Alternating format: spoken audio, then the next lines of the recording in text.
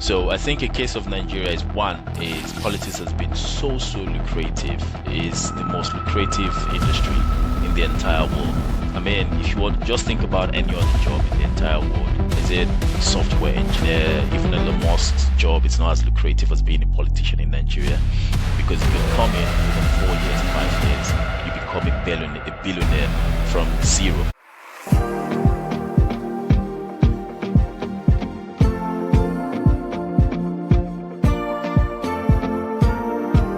Around the world, governments are bound by social contracts. They promise better healthcare, better education, security, even more opportunities, almost to the point of covetousness for political victories. But every promise comes with a cost, and sooner or later, those promises demand trade offs. My guest today has spent years thinking about those trade offs, and today we'll explore what happens when our moral ideals encounter fiscal reality. Joseph, it's great to have you on the show. Thank you very much, Charles. I'm very delighted to be here and to be having this interesting and meaningful conversation with you. Thank you. Awesome, awesome. I want to start with S&P 500. Yeah. You run a platform like that. You want to tell me a bit about what it's about? Well, yeah, it's apart from the professional work that I do that I get paid for. I Yeah. think in 2020, I just thought about, based on personal experiences before then, my encounter with Ponzi schemes and my realization about how the majority of the people in Nigeria back home and even across the world, they have financial illiteracy. It's very obvious across the board. So I just thought about how to help to bridge that gap, which I was saying, starting with my immediate circle, and starting with myself as well. So I was doing some trainings here and there, speaking with a couple of people, doing some webinars across the board. So I just thought I should put some structure to it. So that's why how when I founded S&P, and is a non-for-profit with members across different parts of the world, from different parts of the world. So all we just do is talk about finance, talk about financial literacy, talk about, governments, and also grant each other access, and share opportunities and all of those things. So that's just exactly what it's all about. And I think it's about 6 years now we've been doing that. So yeah, Okay. Okay. I think I'm a member of S&P as well, but yeah, essentially I never knew the founding story. But yeah, good to have you mention that. But I've heard about the origin story of S&P 500. yeah. Now I want to, I want the origin story of how you got interested in, public finance. Okay, so in terms of public finance, so we all went to UNN together, University of Nigeria, and and I did biochemistry. But my pivoting to finance was both coincidental and somehow intentional. So during my NYSC, my National Youth Service Corps, I had the opportunity of doing my PPA in the State Ministry of Health, Nasarawa State in Lafia. So, but while in Okay. in the state of Ministry of Health, I was posted to the finance department, and there we're doing all the budgeting, the contract for the ministry, the forecasting, paying salaries as of then in cash, and doing all of those money work and liaising with with the state government as well, expecting budget and all of those things. That was even before I became the call liaison officer for the state during my time. But afterwards, even though it was civil service and it was just NYSC, I got the opportunity of getting into the Nigerian Stock Exchange, which was, I mean, is a life-changing opportunity for me because apart from getting into proper financial institution, it was also the access it gave to me. So in 2019, I was on secondment in Abuja, where, like I said, I had access to, Ministry of Finance, Ministry of Environment, some of the top guys doing stuff in different companies, Central Bank of Nigeria. So one of the company I was posted to, they were one of the people structuring the deals for the federal government's sovereign green bond. and that was between 2017 and 2019. And what that bond was all about is the federal government raising funds from the capital market, from the stock exchange, to fund climate-related issues, environmental issues. So I was part of that team.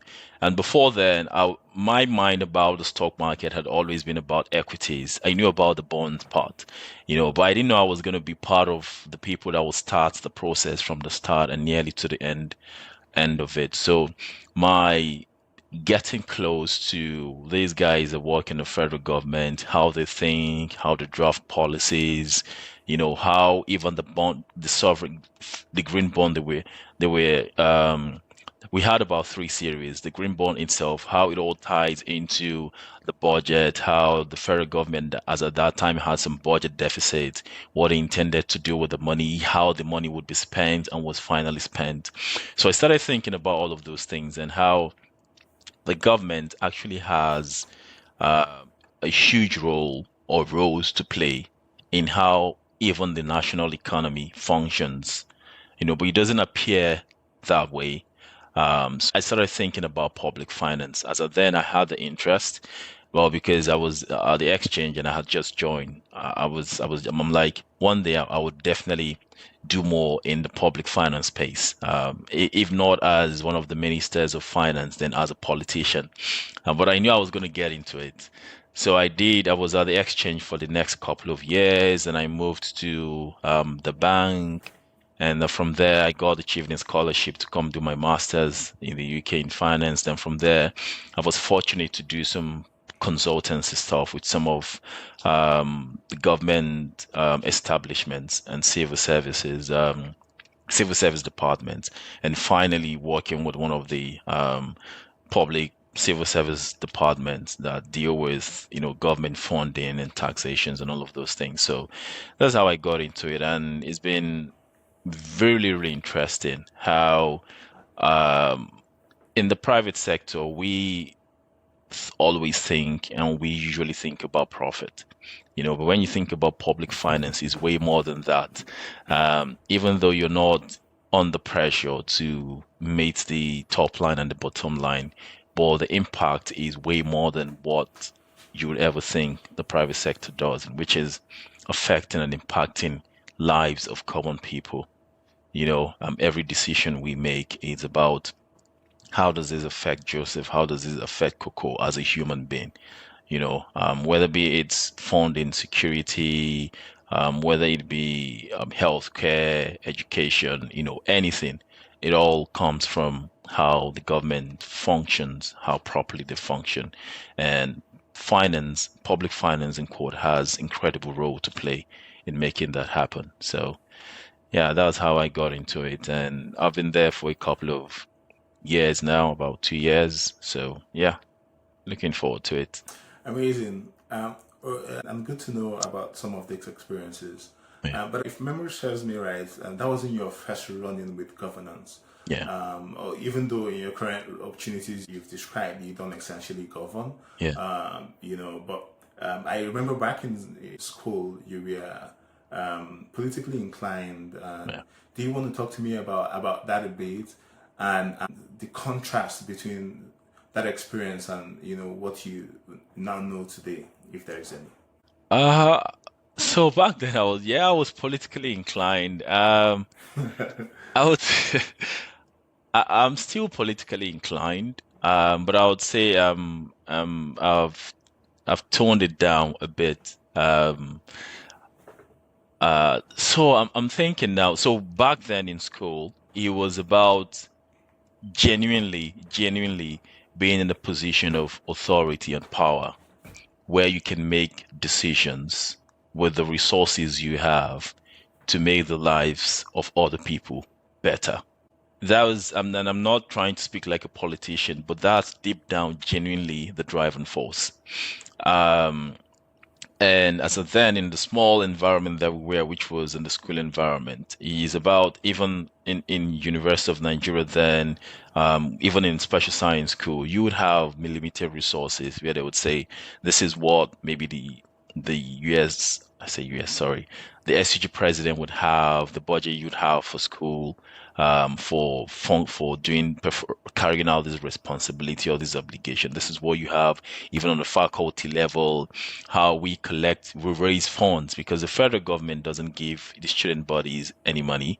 How you raise funds, how you use those funds to make the lives of those students better, to improve their student experience. So that was what I was doing as a then, and now I still have that passion, and I'm not directly and actively in government in terms of drafting the policies national wide or global wide. But in the space that I work, which is in finance and risk, anything and almost everything that has to do with, making input in designing policies, implementing policies, challenging policies, in the finance space and ensuring that we have effective and proper risk management policies in place. We've been doing that. And like I said, the primary goal is still the same thing, which is to make the lives of people better, citizens better.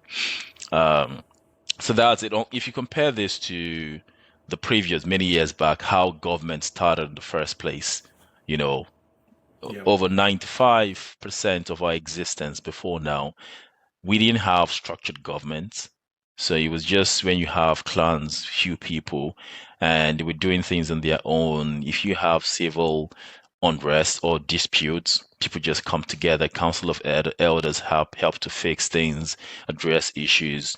But as the number of people the population started to grow, and conflicts started to be more intense. Just council of elders were not enough to solve all those problems. So they needed structure, they needed authority. And the law of what's it called? Natural selection. When you're in an environment, even animals, social groups, where you're in an environment, you would see naturally you would see hierarchies, you see orders where a group of people would have to take up leadership responsibilities. So it was the case at some point, and that was when they started having these monarchs, oligarchies and all of those things, and having kings. Even in Egypt, you have the pharaoh them, when they had subjects. And as at that time, subjects were working for the rulers or for the kings, but over time, government has changed massively.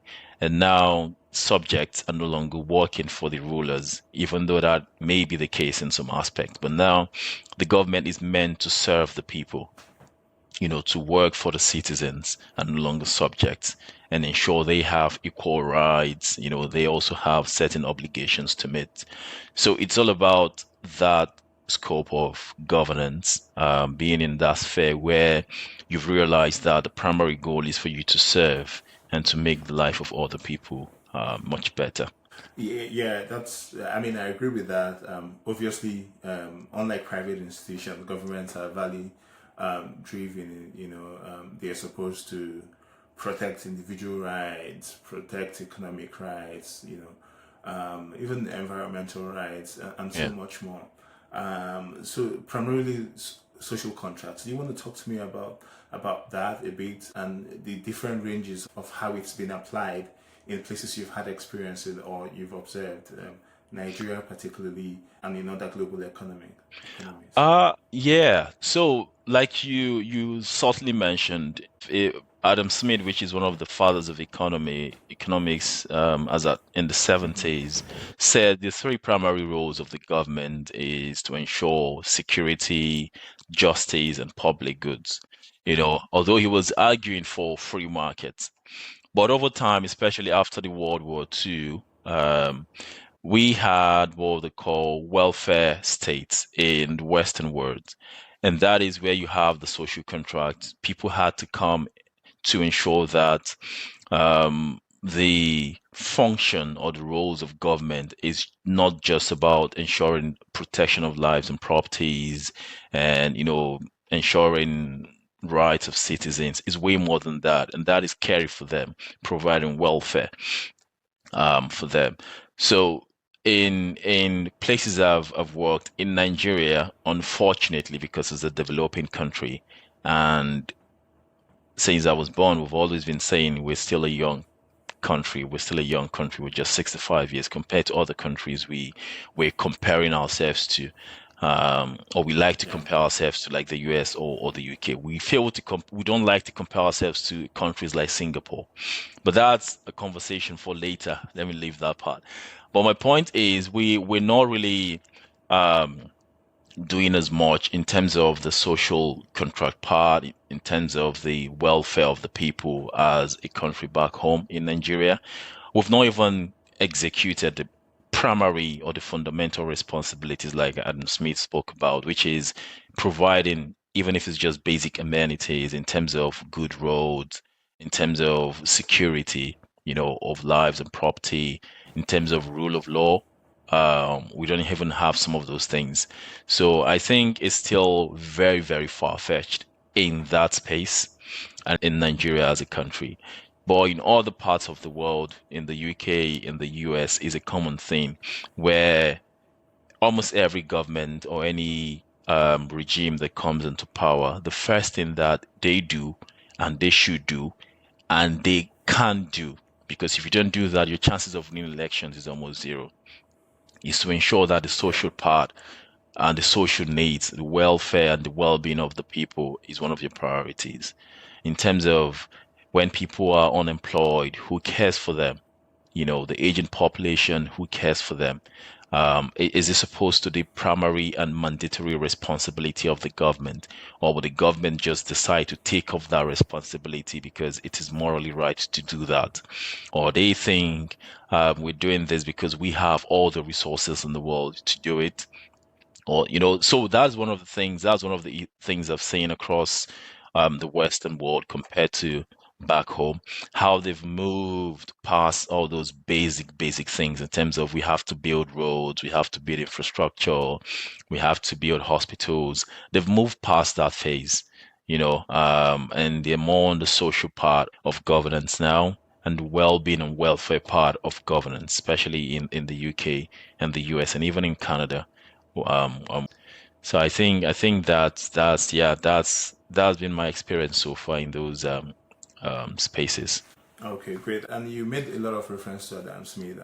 And this conversation primarily it's about fiscal responsibility anyways. And the primary problem in economics is how do we allocate resources efficiently? Yeah. And the question I have for you is how do you think governments around the world have fared with efficient allocation of resources? Because I mean, I do understand the need to provide, but you also have to ensure that it's efficient. How do you think they fared with that? Because Nigeria, for example, is in deficit, Yeah. and a global giant like US is also in trillions of dollars in deficit. Yeah. What is your thought about how that's being managed? I would want to sound a bit critical, even though I'm being honest about it, and I would say most governments haven't fared well in that aspect. So, like you rightly mentioned, even if Adam Smith had not come to propose those theories, the reality in life and even in governance is resources are limited, they are finite, but the needs and the problems are unlimited. Now, even for countries that are very, very fortunate, like Nigeria and some of those, Iran, all those countries that have vast natural resources, even those resources are limited. Like Nigeria now, maybe Boston, we have oil, we have oil. With the 1.4, 1.5 million barrels per day that we produce, with the estimate of about 37 to 40 billion barrels we can ever produce, our oil will be exhausted in 60, 70 years. So what happens after that? So the question is, like you said, resources are very, very limited, and governments have most governments have really failed to acknowledge that fact, and the people as well have failed to acknowledge that part.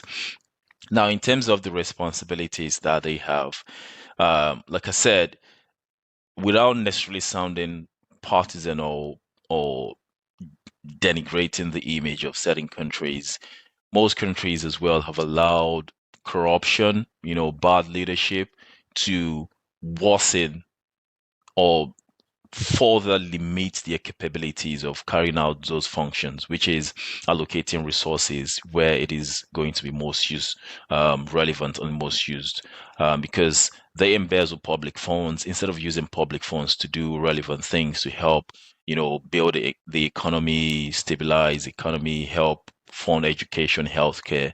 They embezzle these funds. So, and this is the case with most countries, although it is worse um, in in certain countries, in Africa and Asia. But like you said, most countries have not really done really well. If you look at the countries like Singapore, which I like to use as a model, right? Singapore, they realize that they have little or no natural resource. And they've also realized that we want the welfare of the people to be our priority. They have one of the lowest tax rates in the world. On the other hand, as well, they have one of the lowest debts in the world. Their gross debt could be high, I think about 170% of GDP, but their net debt is almost zero. But this country has one of some of the best infrastructure you can ever think about, the education, the healthcare, and you start thinking, even though resources are scarce and needs are unlimited, how has a country like Singapore has been able to balance this compared to other, even US that is in deficit, that I think is about 120% of its GDP now that he's borrowed. UK is also borrowing. Almost every country is borrowing to meet its obligations, you know. And when you realize the model that Singapore has adopted, you would know that it is one of those exceptions, which is devise a model that is sustainable, a model that put into consideration the trade-offs. Now, just to take you back, I know I'm speaking about a lot of things, is the Yeah, government has a couple of ways to make money. And we all know on paper, the first one is taxation, which is very easy for most of them to do. The second one is getting debt, which is also easy for most of them to do. The third one, which is a bit difficult for most of them to do, but a couple of countries have done that, which is printing money, you know. And all of these things have adverse impact on the people. The more taxes they collect, you and I, we have limited to spend on all the things that we find relevant. The more debt they collect, they are mortgaging our future because we will have to pay for those debts in the future. And even the direct impact that those debts have is the fact that every year that they bring out the budget, they are allocating 15, 10, 15, 20, 30% of the budget to servicing those debts, not repaying the debts. Then for those that have resorted to printing more money, is creating a hyperinflationary environment, which is also not good. They are reaping us, So anyway, that most countries, any of these three ways that they decide to adopt, end up leading to one or two consequences. So what a country like Singapore has done, which I think that's one of the exceptions out of most of those countries, is they saw that how do we ensure that we continue to get revenues and we continue to meet our financial obligations as a country. And they devised what they call, I think they call this Central Provident Fund. It is more like a pension fund where instead of you paying taxes to the government that you may not get in return for a country like Nigeria in any means, you and your employer are paying about 30 to 37% of your salary into this Central Provident Fund. And this Central Provident Fund serves like a pension purse, you know, where instead of also leaving that money there and waiting till you retire or using that money to fund current pension obligations or liabilities, your money is yours. Once you put in certain amount of money, the name is there, it's Charles Okafor.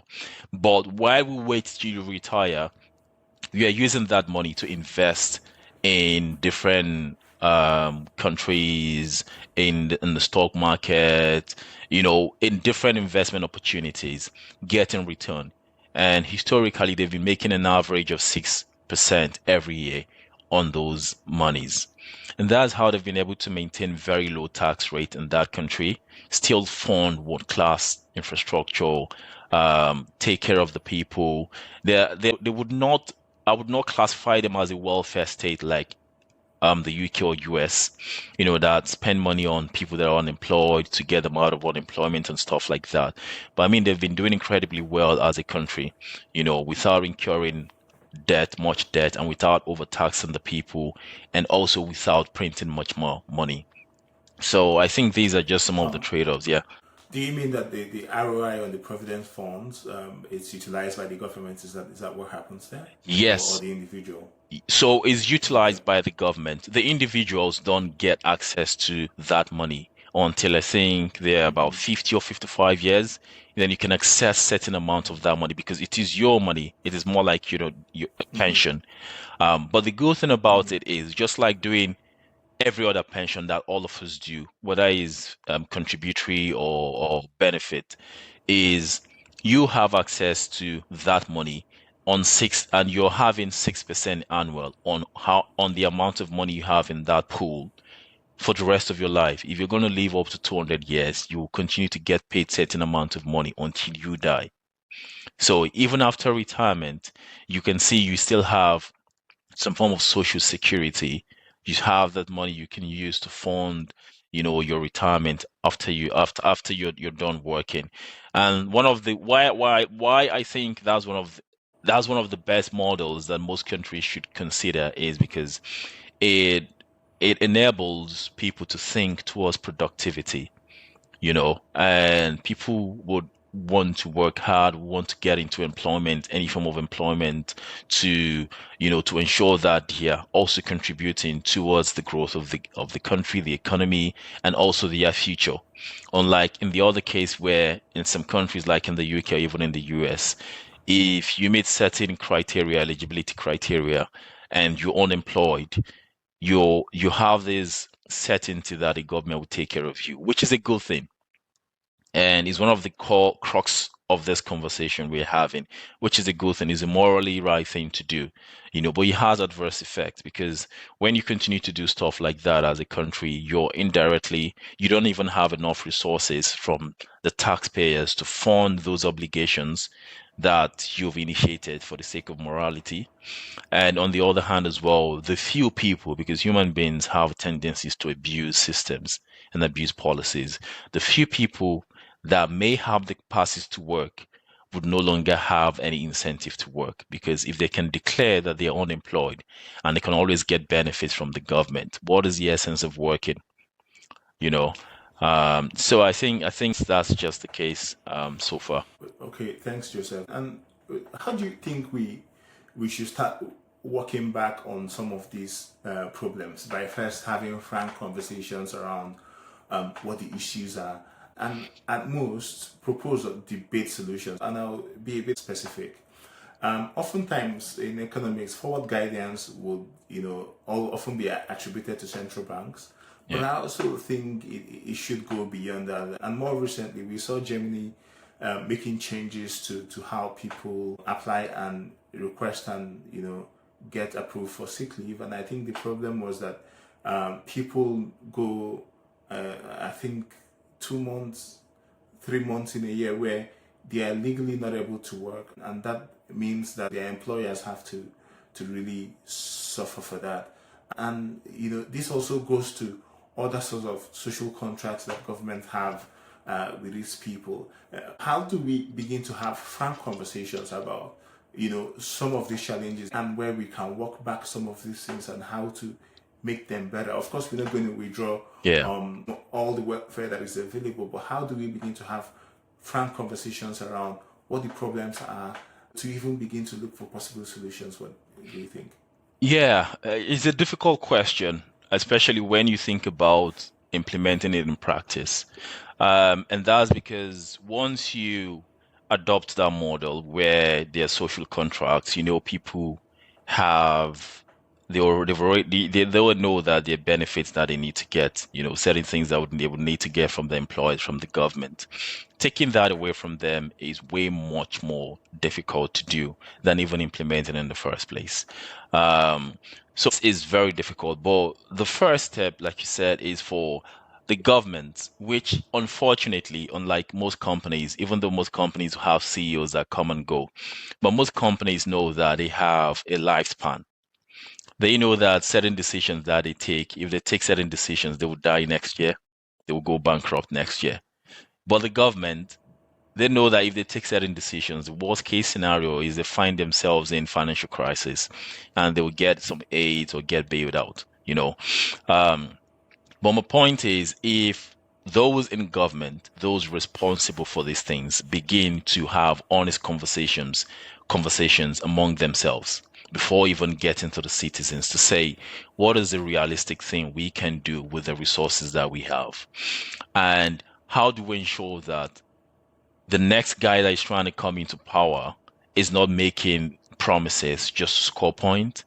He's not making promises just to get votes, to get into power. And when he gets into power, he has two options. Either to go ahead to implement what he has promised, which sometimes is not in line with fiscal realities, not congruent with fiscal realities, or they don't end up implementing what they've promised, and they get the people upset. So the first thing is having honest conversations, right? And the second part as well is sitting down to understand the long-term implications of whatever policy or social contracts that they're getting into. So most of them, again, I don't want to sound very critical. Let me say some of them are not properly and thoroughly designed. They get into it based on how they think it will solve the immediate problems. They are not thinking how much impact it will have in the future, maybe in terms of the financial strength of the country in the next couple of years, in terms of how it impacts debt, in terms of how it impacts taxation, um, in terms of the sustainability. If more people get into the benefits in the benefit pulse where we ensure that these social contracts have been met, what implication would they have on the budget? So most countries are not having, most governments are not having that conversation. Then the other thing as well is to make difficult decisions. um, I is one of the things I've learned over the years, and that is, if you must be in a certain position of power and authority, and you have good intentions, you have the capabilities, and you think long term, at a point you must make difficult decisions. But those decisions have to be properly thought out and ensuring that they have long term, benefits rather than just doing things in the short term. And just to give you an example about people that just make promises without really thinking about it thoroughly. So Sri Lanka, I can't remember the name of the president now. The guy was trying to come into power just like what Tinubu did, although Tinubu did the opposite where he crashed the economy and but the guy was coming into power and he was this altruistic guy. He meant well, he wanted well for the people. And he said tax cuts. If you're paying certain amount of taxes, I would lower your taxes. If you're doing this, I will lower this. The government can survive without those taxes, which in some case, like Singapore has shown us, it can be possible that government can survive with much lower taxes than they collect now. But he was too optimistic, whether he was making empty promises and he was forced to live up to those promises, or he didn't really think about them properly. But he went ahead to apply those tax cuts and said we need to rely more on organic agriculture and stuff like that. And what happened was, because he did that, the budget for the next year, they had massive deficits. And because they had massive deficits and they had about 1 million people that were supposed to be paying taxes, but because he had increased the personal income tax threshold, many people that would have been paying taxes to help the government to get some revenues were no longer paying taxes. And those that were in the bracket of people that are supposed to pay taxes are now paying much lower taxes. So they didn't have enough money to fund, the budget, the capital investments, the health, the security, and they went ahead to borrow and they kept borrowing. At some point, they couldn't get enough to borrow. Because all of these things have ripple effects. If you're making decisions as well, you shouldn't be making certain decisions in isolation. You should think about what is the adverse ripple effect is going to have in other aspects of the economy or the nation. So it ends up becoming a very catastrophic decision that he took. And when the other president came in, he had to revert and reverse some of those policies, right? So this is just an example how all those guys coming on board need to sit down and make and have honest conversations. What is practicable? What is realistic? And thinking about the long term. And you think you're too optimistic and you mean so well, you're looking about the moral part of governance without looking at the fiscal realities of governance. If you're too narrow-minded towards that dimension, then it's important that you sit down to actually have the conversation and say what exactly are the trade-offs. If I go ahead to do this, what implications would it have on our budget, in what we can do as a nation, in what we cannot do as a nation? So I think that's just it for these guys to come together to really be honest with themselves and not make promises that they cannot keep. And those that have made promises as well that are currently in government, you can sit down, have meaningful conversations like Tinubu in Nigeria, where he took away the subsidies, and have meaningful conversations and say, even though I've taken away subsidies, I don't want to appear to be too to tilt towards the moral part of it. I'm looking at the fiscal realities because we think we're spending so much on subsidies and it's not sustainable, which, if you look at that decision in isolation, is a good thing. You know, almost every president that means well for the sustainability of Nigeria would take that decision. But the manner it was implemented, the timing it was implemented, and what they've made out of the funds that they have recovered from the subsidies that they've removed, it just tells you that's one of the worst decisions ever. So leaders have to come Yeah, together and have those honest conversations and and make it as realistic as possible.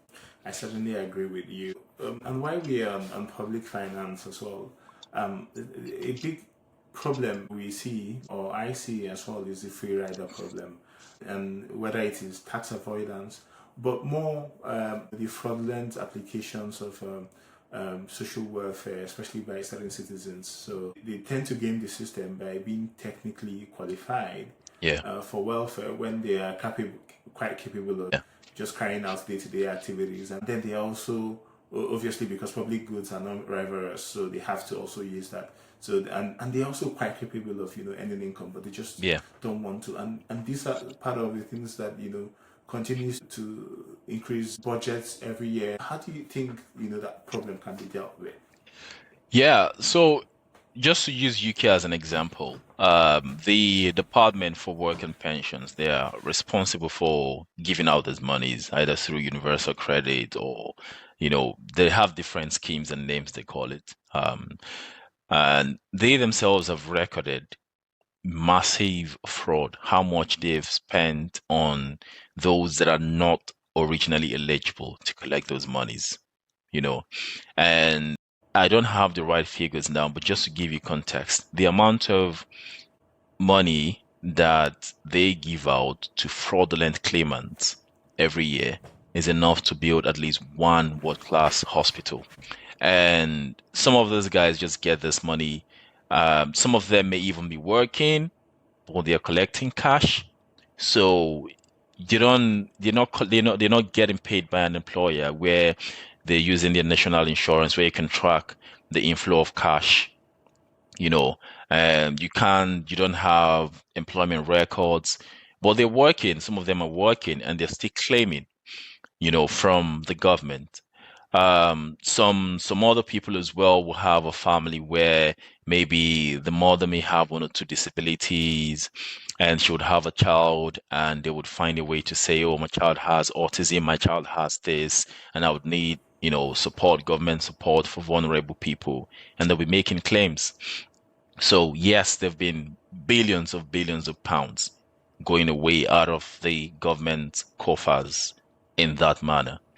Now, whether this can be checkmated is by how much. The only way that I think they can help is one way is to ensure that at least, which they're doing now, is to deploy very strong fraud management professionals, compliance professionals, leveraging maybe AI or tech, which they obviously will have to spend money to do help them do some of these compliance things, to check eligibility criteria and know that whomever that is claiming these funds or these welfare benefits actually deserve them and meet all the criteria. Um, so I wouldn't recommend that they suddenly stop because as a morally just person that I want to claim to be, claim that I am, is we all of us may not have equal capacity to earn a living. If even though I'm hugely on the side of fiscal realities and government not making themselves vulnerable to abuses from some of these social contracts, you know, is the fact that there are people that actually need genuine help and support from the government. It's a difficult thing to do to actually identify those people and ensure that the other people would not see those people that genuinely have concerns and say, oh, I want to be like this other person that has vulnerabilities or that has disabilities. You know, I want to be like this person that is not working. I don't want to work anymore. So it's a difficult thing to do. And if I tell you I have the answer, maybe or a magic wand, and I'll say if the government does this, it's going to solve this problem, I'll be lying to you. But the efforts that I think governments would need to make for governments that don't have that that leadership capacity to say when to stop this. And if we're stopping it, it's not going to go against the model that we have built as a country, our value system. Then the first thing is to find ways to minimize the fraud that is happening in that space and ensure that they also go ahead to emancipate the people and make it a bit incentivize the other working population. So what I mean by that, just to use myself as an example, if I have a neighbor that I know genuinely has disabilities and I don't have disabilities, but I am working 40 hours per week and I'm earning, let's say, £5 every week, just hypothetically. And the other guy has disability genuinely, but he's earning equally £5 per week. And on top of the £5 per week that I'm earning, I'm going to get my money cut short by taxes by 20% or 25%. And I end up earning maybe £4 or £3.50 per week. So at the end of the day, the guy with disability is earning way more than myself. Meanwhile, what the money they're using to fund the other guy's problems is the taxes that they're collecting from me.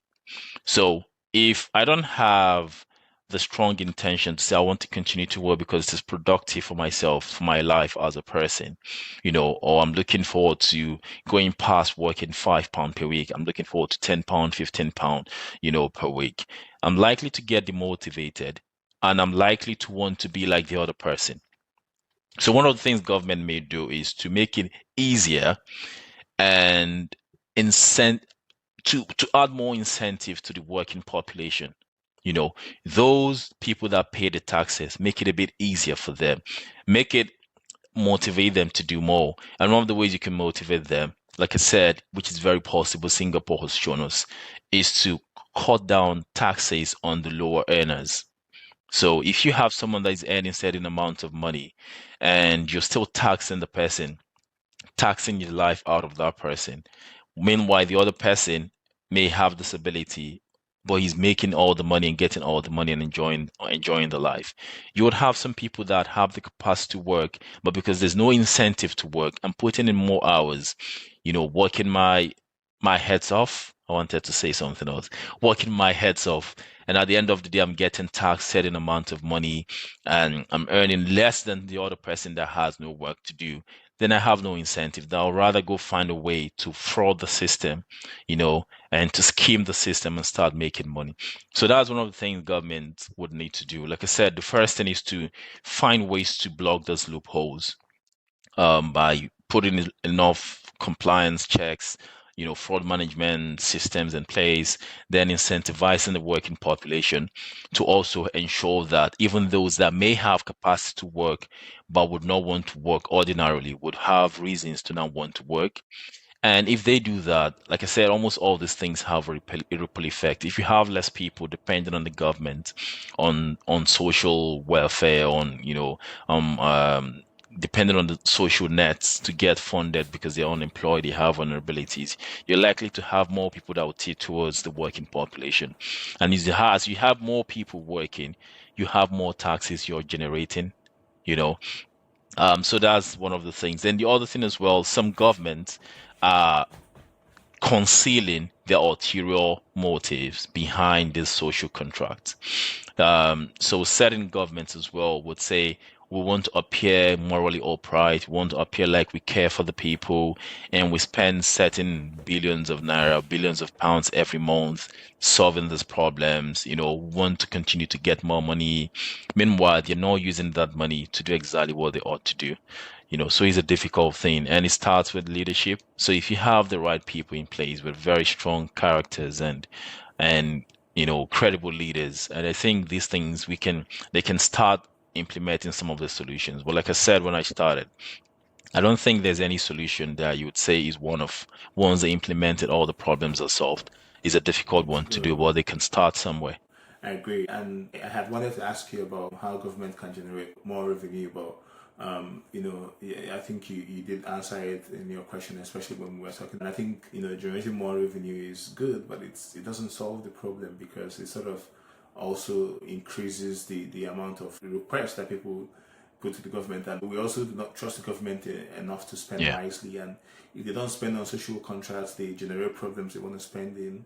Yeah. And it often, in most cases, to their friends and or supporters, as we've seen Yeah. the case with many governments. But then, just speaking to you about taxation a little bit, there's Yeah. been a raging debate about taxing billionaires more and even trillionaires now with Elon.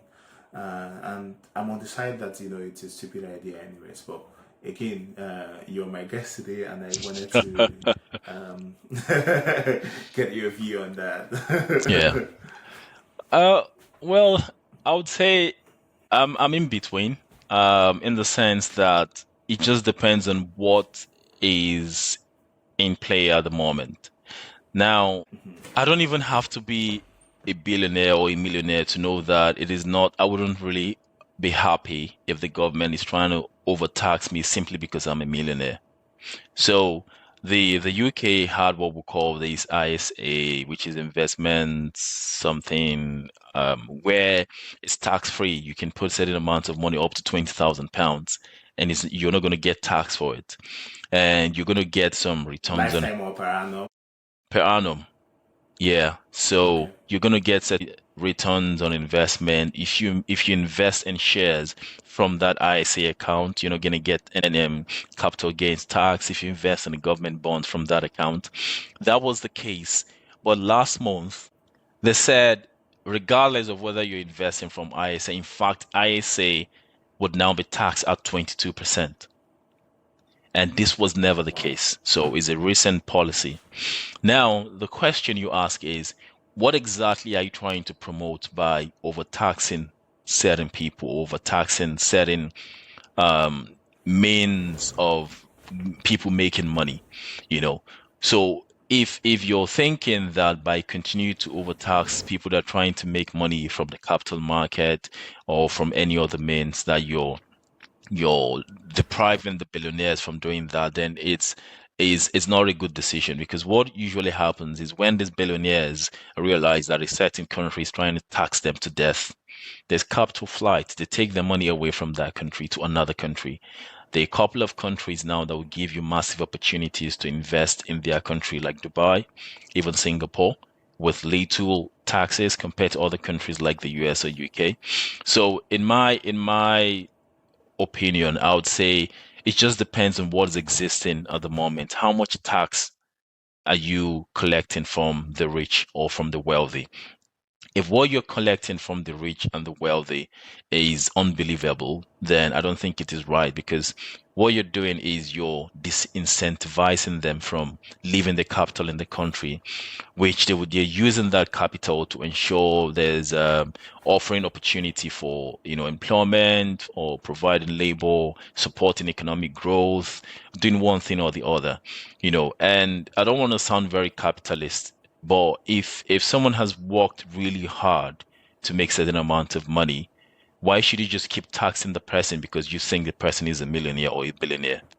You know, meanwhile, in a socialist system, they would want to say all the welfare we get, even from the top, has to go around. It's just to find a middle ground between these two, ideologies. That's why I said I'm in between. I'm genuinely in support of government or any establishment ensuring that they care for the vulnerable, those that genuinely do not have the capacity to earn as much to live to get the basic amenities of life, but that shouldn't be at the detriment of the billionaires that have worked really, really hard to get where they want to be. And a country like UK as well, like I said, they don't give you any incentives to even want to grow. Because if you're earning, let's say, 50 or 60,000 pounds, and you're working 40 hours per week, you're likely to be working more than that in reality for you to just climb the 80,000 bracket, but you'll be paying way more tax than someone in 40 or 50,000. And at the end of the day, you'd see very many people in the UK would want to just start earning between 40 to 50,000 or even 30 to 50,000, and they would want to stay there till they retire. Because if you do the calculations, there is almost no incentive trying to earn £100,000 per year, £120,000 per year when you know you'll be taxed about 45%. And not only would you get taxed for that, if you earn beyond certain amount of money, which is £60,000 per year, you would lose almost all your rights of getting certain privileges. Some of these social opportunities, welfare benefits that other people are getting. So they don't have that incentive. And imagine a country where the average population do not have the incentive to work extra hard, to be more productive, or to be as productive as they are capable of being, simply because the system is designed to limit the ambition, or to not make them ambitious, or to not make them go the extra mile to be as productive as they could be. So it limits innovation. It has adverse effects that most countries are not realizing. So yeah, so what I would say to answer that question is it just depends on how much taxes they're taxing the millionaires. If it's reasonable enough compared to what they're taxing, let's say those in the bottom 50% of the population, then it's fine. If that's one of the ways government should get money and are getting money as well to fund public services and for public goods, fine.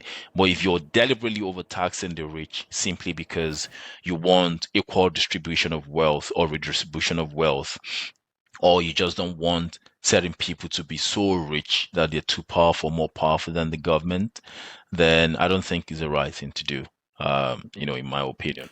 Before I ask you the next question, I have a Yeah. personal question, and that's and I understand law of averages, which means that if more people cross the I think 70K Yeah. earnings bracket in the UK, they lose access to certain welfare benefits, and they are also even taxed more. Yeah. And I'm thinking also, if I'm in the UK, assuming I was in the UK, Yeah. and then instead of earning 100K, Mm. I'd make the choice to earn more, Yeah. and I'm thinking that from 100K I could go higher. And so what would you decide if you if you had to make that choice? No, I would earn more. I would. Yes, I would because the thing is, even though the downside of it is you're working really hard and the majority, let's say 45% of the money you're making is going to the government, and especially in a country where you may not trust the government that much, you don't trust that they're using the money to do what they ought to do. And on the other hand, as well, you've lost almost all your rights to accessing certain welfare benefits, so it can be demotivating. But me as a person, like you said, is a personal question. I have certain heights I would want to get in my career, and somehow, I'm not lying about this, money is not the only motivation. So if I'm supposed to get to a certain career where I think I have the capacity to take up more challenges to help solve more complex problems, and the trade-off I would need to make is on paper, I'll be earning £150,000, but I will not be getting 40 or up to 50% of that amount of money. it can be demotivating, but that is not enough to me to limit my potential or to limit myself Yeah. or to stop myself from getting where I want to get to. So like I said, when you get a certain point in your career, the way I look at it is it becomes more than just money. It becomes about impact, about purpose, about influence, about ambition. And I still think that because that is the status quo now, it doesn't mean to continue to be that way. A government may come in and decide to look at people like the future me and you and say you guys are earning £500,000 per annum. That's a lot of money, but I mean, Yeah. we're happy you're leaving your funds in this country. You're helping us to boost economic growth. You're creating employment, job opportunities. And so I think instead of taxing you 45%, we'll tax you 30% now. It's very possible. So yeah, maybe we look forward to such government coming into power. Yeah, a conversation to have is really the role of the legislative parliament and Yeah, the House in the US and Senate. In terms of for me, I've always wondered why they don't take critical look at key legislations and try to understand how to make it better. But again, that's not a concern to have with you today. It just came to me as we were having this conversation. yeah, But then to take you back to your previous response on being able to come to a middle ground between the socialist and capitalist system, peculiar to the conversation about taxing billionaire.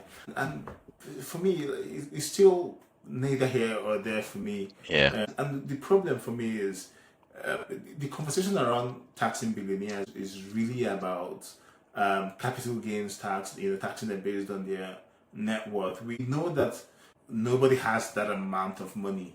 yeah, And we all know that when you're trying to liquidate an asset, you lose most of that asset, especially in the scenario where you want to start liquidating yeah, for capital gains. yeah, And so billionaires as well and trillionaire, anyways, already pay tax. They have assets that have annual taxes to the government, yeah, right? Some of them might be able to get away from personal payroll taxes because, I don't know if it's true or not, but there's a widely reported adage that Bezos himself just takes 80K in income and gets taxed on that. But of course, he pays property taxes. He has yeah, other assets that are taxable by the government and yeah, in huge amounts of dollars as well. And he runs companies that essentially contributes to company income taxes yeah, and really rents and the ripple effect are sometimes you can say unquantifiable. I mean, yeah, we have analysts that can't quantify them, but I was just speaking broadly here. And so the tax, I'm not saying it's enough or not, but the conversation really always goes to their net worth. And for me, it's a lazy conversation, especially when it comes from our elected officials. And there is a question of trust. yeah, We can't trust them, and one of the challenges is that I feel like they don't have a skin in the game. Take for instance people in the US who are lifetime career politicians, and so yeah, I feel like these people don't have an understanding yeah, of what the average man faces on a day to yeah, day, or to be able to get to certain heights, right? yeah, And so, how do you see that conversation shaping up? Because I'm all for term limits for certain positions. I don't agree that you can be there, no skin in the game, and then you're fed fat by taxpayers, yeah, and your policies are just quite destructive with yeah. almost no consequence. So, Yeah. what do you think about that, really? I mean, I am 100% in line with your thought process. Even though you've asked me the question, but getting to this point, I agree with you. It's a matter of trust, and most of us we don't trust these people. It's rarely the case. You just have very few countries. Let's say what Javier is doing in Argentina now. If I were to be an Argentine, I would trust someone like that because I know where he's coming from, what Argentina has been through just the past decade up until 2024, 2023 when he took over. A few countries as well, like Singapore. I like to mention that country. I want to visit there one day anyway. But the majority of other countries, including our own dear country, Nigeria, is you don't trust the system. You don't trust those people because more than the average, let's say 90% of the politicians, just decide that we want to continue to rip off the system, to rip off the country. We want to make this a lifelong ambition to be politicians. And their definition of politics is where they come to steal public funds. That's just it. If they can redefine what politics is all about and see that it's where you have a huge responsibility to care for the nation, to serve for the nation, to know that you're coming in there to work and your work is should almost be a thankless job. The majority of them would not go into it. So I think a case of Nigeria is one is politics has been so lucrative, is the most lucrative industry in the entire world. I mean, if you want just think about any other job in the entire world, is it software engineer, even Elon Musk's job is not as lucrative as being a politician in Nigeria because you can come in within 4 years, 5 years, you become a billionaire from zero. Now, if the politics continues to become that lucrative, and these guys, as greedy as they can be, as human nature has enabled them to be, they would want to continue to be in the system. And if the majority of other people in the system are thinking like them and want to be like them, even those that may have the capacity to come in to change the system, once they come into the system, they get corrupted. They get polluted by these guys. So the chances of them changing the way they operate is almost zero, right? And that is the issue because if you come to other countries, let's say even in the UK, where certain politicians know that they can come in and do certain things, and the best they can do is they resign or they are taken out of power, but no extra consequences to those things. Yeah, most often than not, if you just make bad policies, the worst thing that can happen is you go out of power. You're not put to jail, except in extreme cases where you see riot and protest. But most often than not, they don't have any consequences. And like you said, no skin in the game, and they know that government, in the actual sense of it, is a perpetual enterprise, going concern forever.